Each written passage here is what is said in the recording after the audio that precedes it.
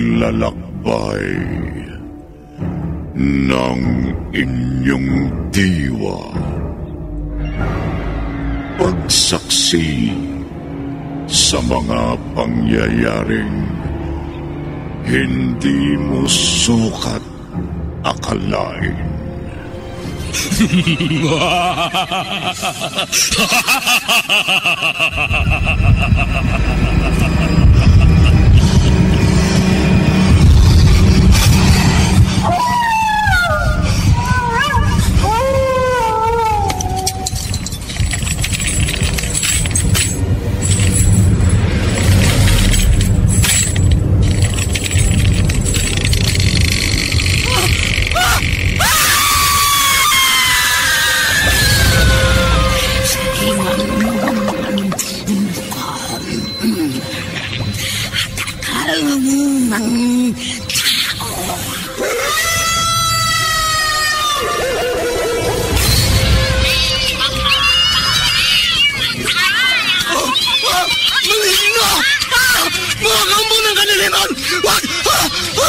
Huwag kayong lalapit sa akin!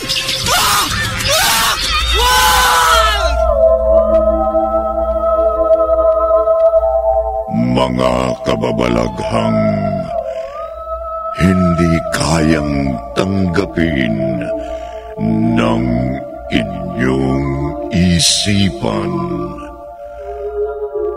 nagaganap tuwing sasapit ang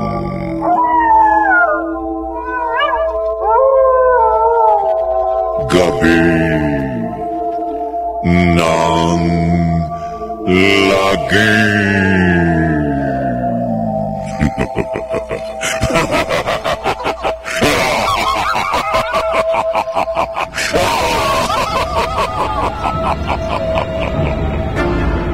Pinagsamang produksyon ng DZRH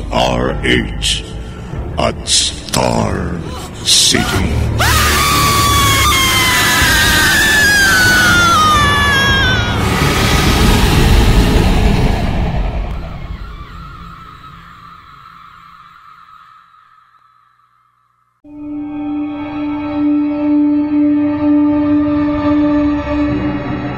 Magandang gabi, kaibigan.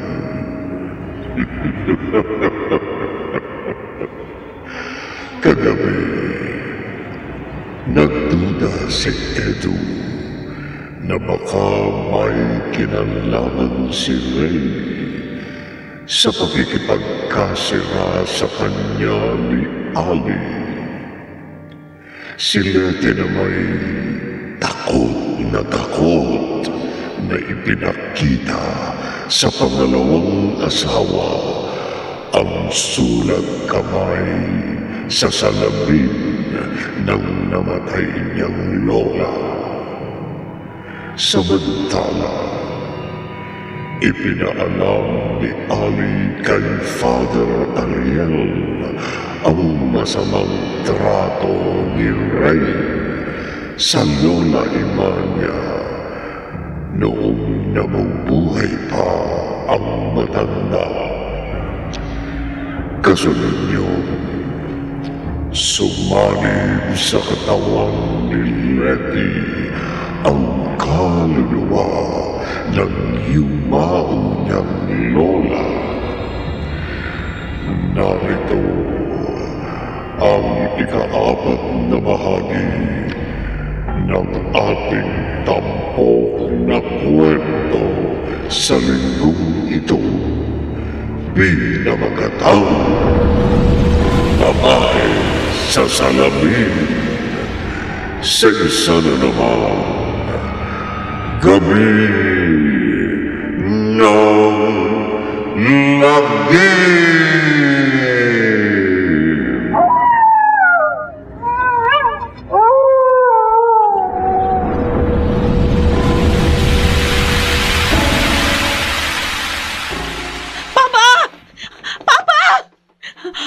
Ali! Kuya Ray! Bakit? Si Ate Letty. May masamang nangyari sa kapatid mo? May kumalubog dito sa kwarto niyo kanina, kaya napapasok ako rito. Nadatand ko si Ate Letty nakahando siya sa sahig, walang malay. Nung magkamalay siya at bumangon, iba yung boses niya. Ha? Sinaniban daw siya ng kaluluwa ni Lola Ima. Ang mahirap sa ate mo, nag-iilusyon na ng kung ano-ano. Dahil hindi matanggap ang pagkamatay ng kanyang lola. Ray! Nalilisik ang mga mata ni Ate Letty sa pagkakatitig sa'yo, Kuya Ray. Salbahe ka, Ray! Masama kang tao! Letty, ano ba nangyayari sa'yo? Hindi ako si Letty. Ako si Lola Ima. Lola Ima? Sumanib ang kaluluwa ko sa katawan ni Letty dahil sa ginawa mo sa akin. Oh, Lola Ima, anong ginawa sa'yo ni Kuya Ray? Itinulak niya ako sa hagdan. Ali, huwag kang maniwala sa kanya. Nagsisinungaling siya. Itinulak mo ako, Ray. Itinulak mo ako. Pinatay mo ako.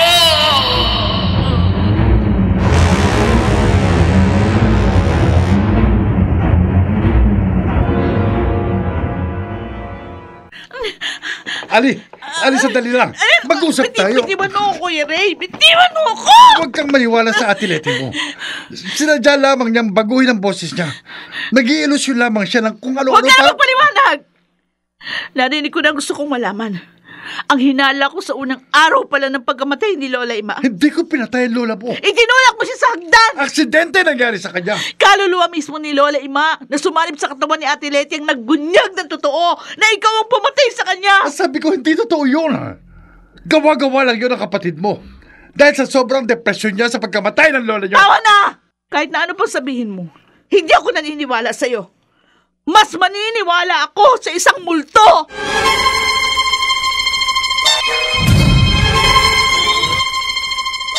Mabuti na gagawin niyo ng dumaan sa simbahan bago kayo umuwi, Mang Pio. Nakasanayan ko na pong magdasal sa Adoration Chapel kapag may problema ako, Father Ariel. Tama lang po nagkausap tayo.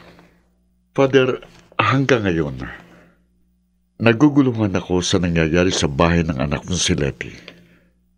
May katwiran po kayong maguluhan at mabahala. Dahil kung totoo po ang inaalala ng anak ninyong si Ali na hindi sa aksidente namatay ang kanyang lola, kundi may pumatay sa kanya, malamang paulit-ulit na magmumulto sa inyong tahanan ang yumaong matandang babae.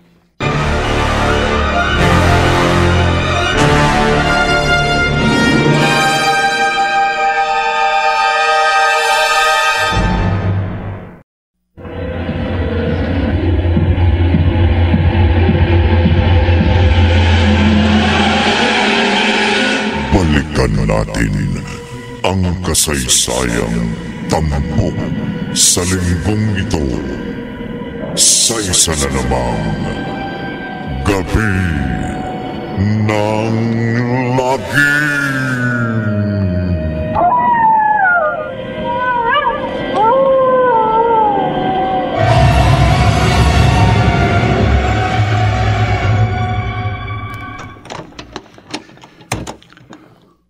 Pa, mana po? Huwag ka nang magbigay galang sa akin ng pakunwari, Ray. Pa, huwag mo nang itago ang tunay na kulay ng pagkatao mo. Mapagkunwari, masamang tao. Hindi ko po yata kayo maintindihan. Alam ko nang totoo na nung nabubuhay pa ang inay ko, hindi magandang naging trato mo sa kanya kahit ulyanin na siya. At pinagbantaan mo siyang papatayin. Hindi totoo yun. Hindi nga kaya totoo na sinadya mong pagkamatay ng inay ko? Ha? Yan po ang naisip kong maaaring hinalain ninyo. Kaya, aalis ako. Saan ka pupunta? Lalapit po ako sa makapagpapatotoo sa inyo na wala akong ginagawang masama. Anong? At para matigil na rin ang pagbumulto ni Lola Ima.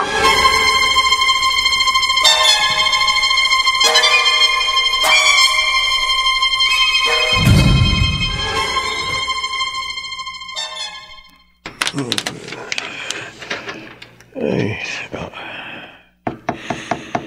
Mulo? Mulo?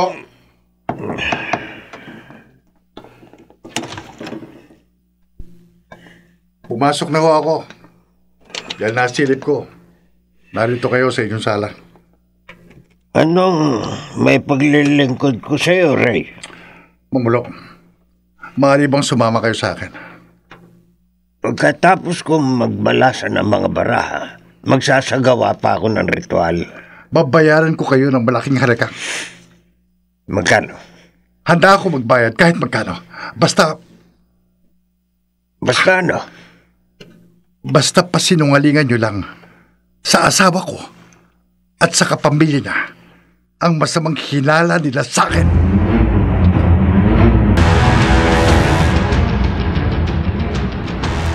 Bakit kayo napailing, Mang Mulo? Totoo po bang sumanib sa katawan ni Ate Leti yung kaluluwa ng namatay naming lola? Malamang totoong sumanib sa akin ang kaluluwa ni Lola Ima. Dahil nakita ko lumitaw uli ang multo niya sa salamin. At lumabas sa salamin ang kanyang kaluluwa. Lumapit sa akin bago ako nawala ng malay. At wala na ako matandaan sa mga nangyari hanggang sa natauhan ako. Kung ganun, Kuya Ray, totoo ang sinabi ni Lola Ima habang nakasanib ang kaluluwa niya sa katawan ni Ate Leti.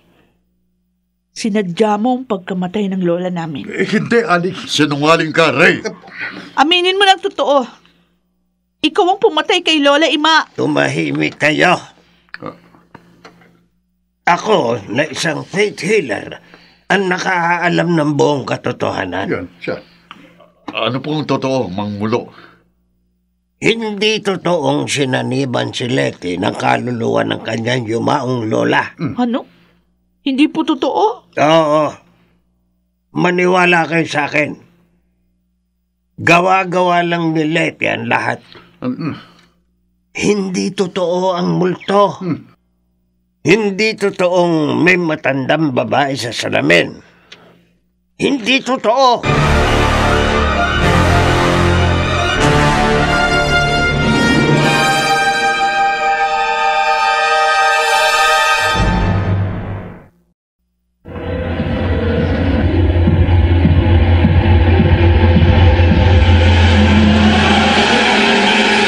Balikan natin ang kasaysayang tampok sa linggong ito sa isa na namang Gabi ng Lagim.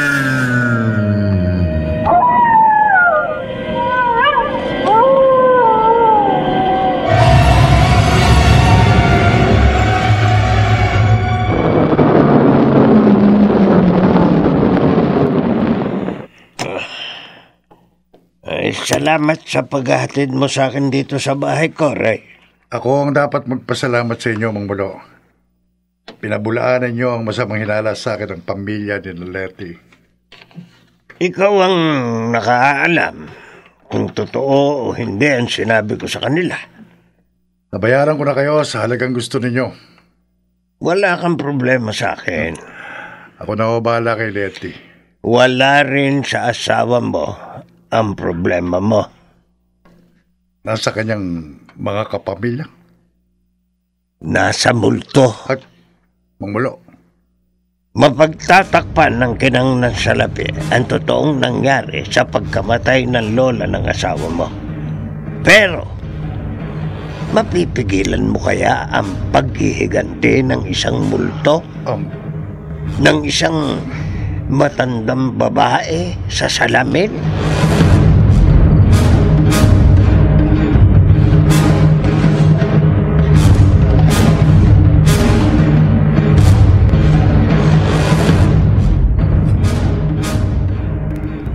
Hindi ako nawawala sa sarili ko, Ray. may problema ka, Leti. Kaya kailangan patignan kita sa doktor. Totoong nakita ko lumilitaw sa salamin ang multo ni Lola Ima. Huwag mong igiit ang kalokohan yan. Ray, maniwala ka sa akin. Akong paniwalaan mo. Akong sundin mo. Malamang totoong sumanib sa akin ang kaluluwa ni Lola Ima. Akala mo lang yun. Hindi totoo na lumilitaw sa salamin ang bulto ng lola mo. At lalong hindi totoo na sumasanib sa taong buhay ang kaluluwa ng isang namatay na. Hindi totoo yun. Hindi nga kaya totoo na may kinalaman ka sa pagkamatay ni Lola Ima? Letty, hindi ko kailanman magagawang patayin ang lola mo. Sinungaling ka, Ray. Lola Ima? Nakikita mo na ang multo ni Lola Ima sa salamin, Ray? Oo, Letty. Nakikita na niya ako dahil sinadya ko nang magpakita sa kanya. Hindi totoo ito. Kung gugustuhin ko, maaari akong hindi magpakita sa iyo, Ray. Pero nagpakita na ako sa iyo para matapos na ang kasamaan mo. Totoo nga nagbabalik ang kaluluwa niyo, Lola Ima. Hindi ako tatakot sa inyo. Ray! Ray, huwag mo itutok ang baril mo sa multo ni Lola Ima sa salamin! Maglaho ka, gurang na multo! Maglaho ka!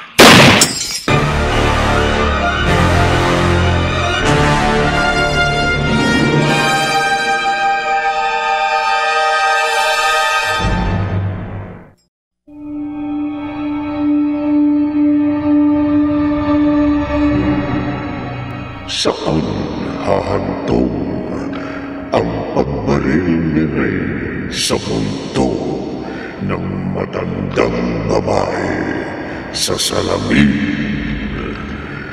Pakinggan bukas ng gabi ang ikalima at huling bahagi ng ating tampok na kwento sa linggong ito. Pinamagatang babae sa salamin sa isa na namang gabi ng labi.